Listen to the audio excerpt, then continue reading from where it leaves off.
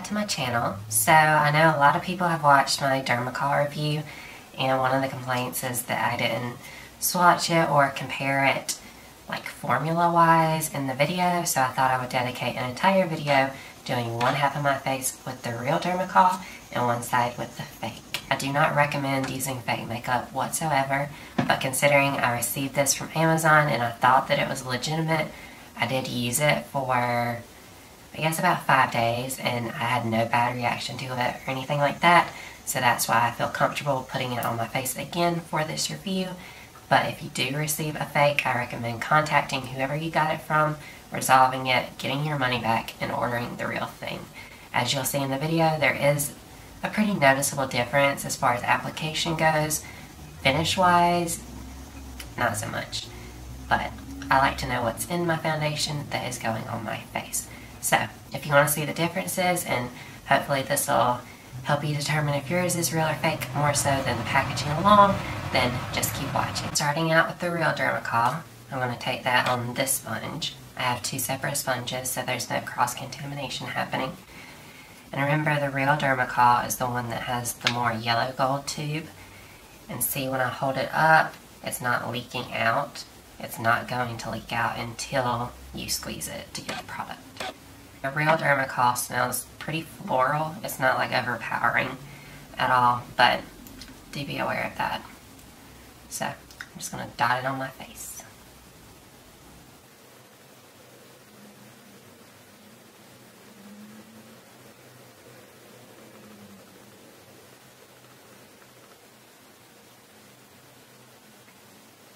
Notice how easy this is blending out. I'm not having to struggle at all. It blends out pretty much like any other full coverage foundation. I'm not getting any patchiness, no weird texture going on, nothing like that. So it's very easy to work with, at least on my skin.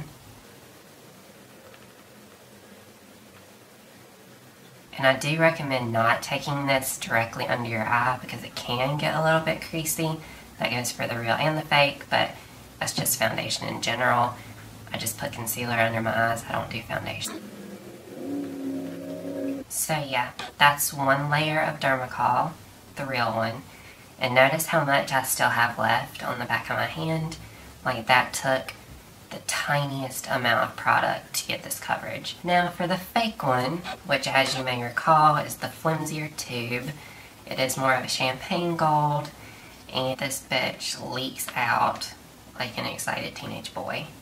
Like, I haven't even squeezed it and it's already halfway done. So I'm going to put this beside the real one on the back of my hand. Again, don't even have to squeeze it because it's already leaking out.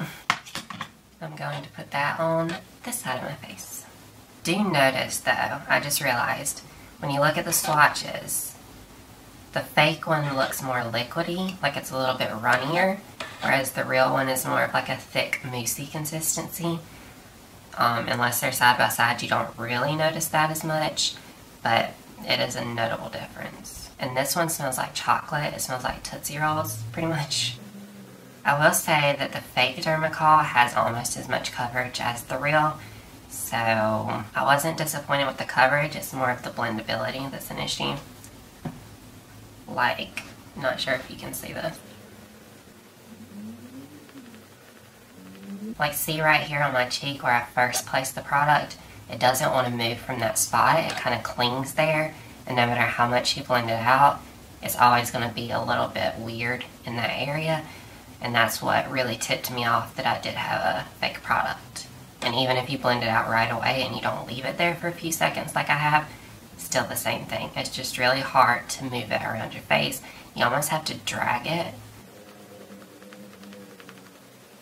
But I want you to notice how I'm pretty much having to beat my face to get it to blend out, whereas on the real side, it's very easy. You just dab like you would a normal foundation and it's blended, no effort whatsoever. Whereas with the fake, you really have to finesse it into your skin if you want it to look decent, or else you're just going to be a patchy mess.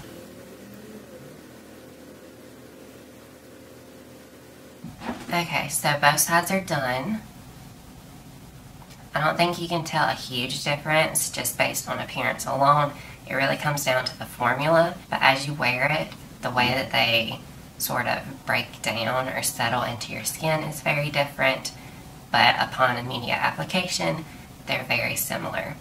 As you can tell, they're both full ass coverage, like intense coverage, and they're both pretty dewy because I have dry skin. I don't know if I mentioned that.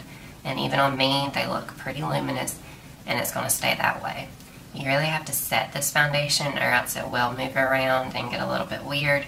If you have oily skin, I really don't think that you'll like it, but yeah, this is how it looks for now. I'm going to put the rest of my makeup on, and then I will be right back to show you how everything blended on top of it and if I have any complaints as far as that part of the application goes. So I just finished applying the foundations. I will say that they're very, very dewy, both of them. Usually when I use the Real Dermacol, I will mix it in with a more matte foundation just to give more of a less sticky finish, if that makes sense. But I did have to set my entire face with powder today. I used the e.l.f. HD Under Eye Setting Powder. I have dry skin. I know that's for your under eyes, but it works on my skin, so that's what I used. After setting with the powder, it's still luminous, as you can see. Both sides are, not a huge difference there. However, when I went to blend my powder contour and blush and highlight and all that stuff on top, the Real took it a lot better.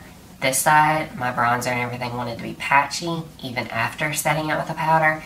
Not sure what's up with that. I guess it's a little bit stickier or something, but the formula didn't play well with my powders.